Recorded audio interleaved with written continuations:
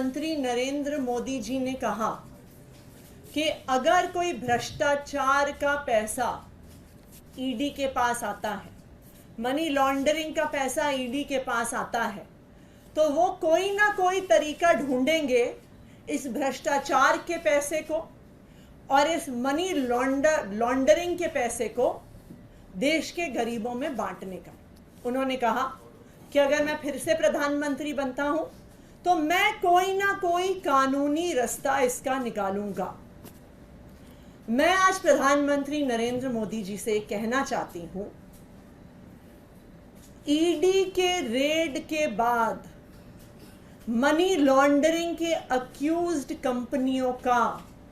सबसे ज्यादा पैसा भारतीय जनता पार्टी के पास चंदे के रूप में आया है, इलेक्टोरल बॉन्ड्स के रूप में आया है। जो पैसा ईडी के पास आया है उसको तो देश की जनता में बांटने के लिए आपको कोई कानून बनाना पड़ेगा, लेकिन इन सारे आरोपियों का, ये सारे मनी लॉन्डर्ड पैसे का सबसे बड़ा फायदा, इसकी सबसे बड़ी बेनिफिशियरी भारतीय जनता पार्टी रही है। तो अगर आप इन भ्रष्ट कंपनियों का पैसा, इन मनी लॉन्ड्रिंग कर रही कंपनियों का पैसा देश की जनता में बांटना चाहते हैं, जनहित में बांटना चाहते हैं, तो मैं आपसे आग्रह करूंगी कि जो 41 ऐसी कंपनियां हैं जिन पर आईटी की रेड हुई, जिन पर सीबीआई की रेड हुई, जिन पर इन्फोर्समेंट डायरेक्टोरेट की रेड हुई और जिन्होंने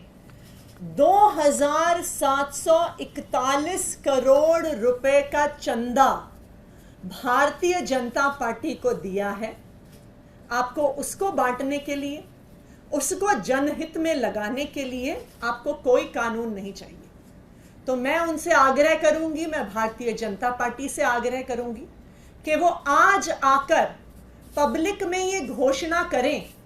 कि 2741 करोड़ रुपए जो हमें ऐसी कंपनियों से मिले हैं जिन पर ईडी सीबीआई की रेड हुई है, उसको हम प्रचार में खर्च नहीं करेंगे, उसको हम चुनाव में खर्च नहीं करेंगे, उसको हम देश की जनता में बांटेंगे, हम किसी चैरिटी में देंगे, हम स्कूल बनाने के लिए, अस्पताल बनाने के लिए गरीबों को देंगे। उदाहरण के तौर पे, और ये सब जानते हैं कि एक एक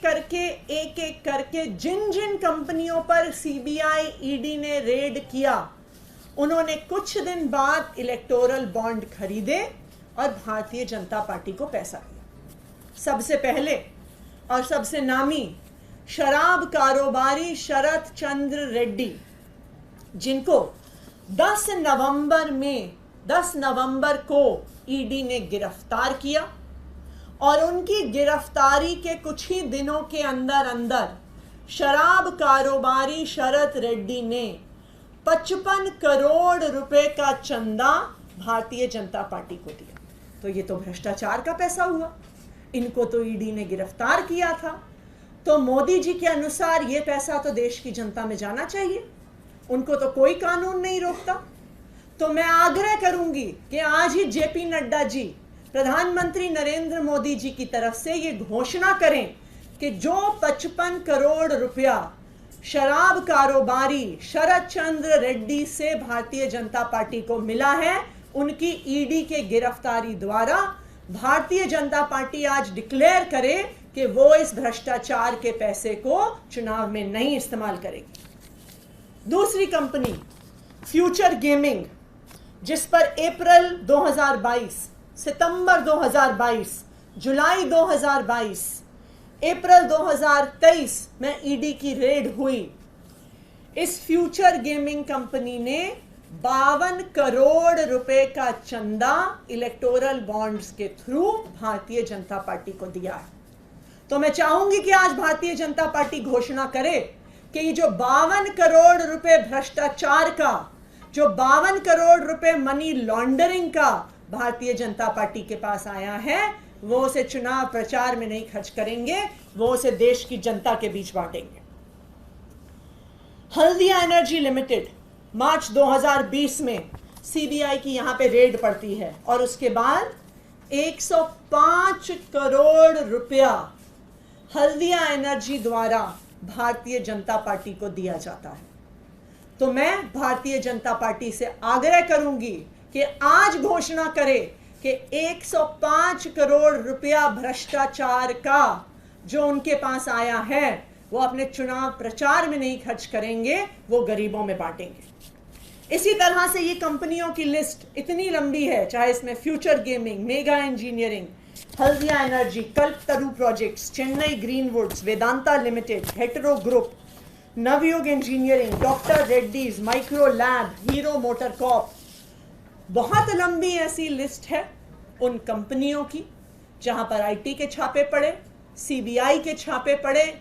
ईडी के छापे पड़े और फिर भ्रष्टाचार का पैसा भारतीय जनता पार्टी में गया। तो प्रधानमंत्री को देश में तो कानून लाना पड़ेगा इस पैसे को गरीबों में बांटने के लिए। तो फिर वो कह रहे हैं कि मुझे फिर से वोट दीजिए, लेकिन मैं भारतीय जनता पार्टी को ये कहूंगी कि भारतीय जनता पार्टी के अकाउंट में जो पैसा है,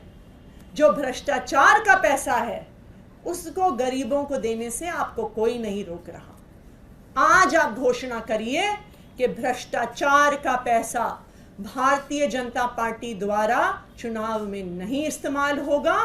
और उस पैसे को हम देश के गरीबों में बांटेंगे। Thank you. Stay ahead with our cutting edge news app.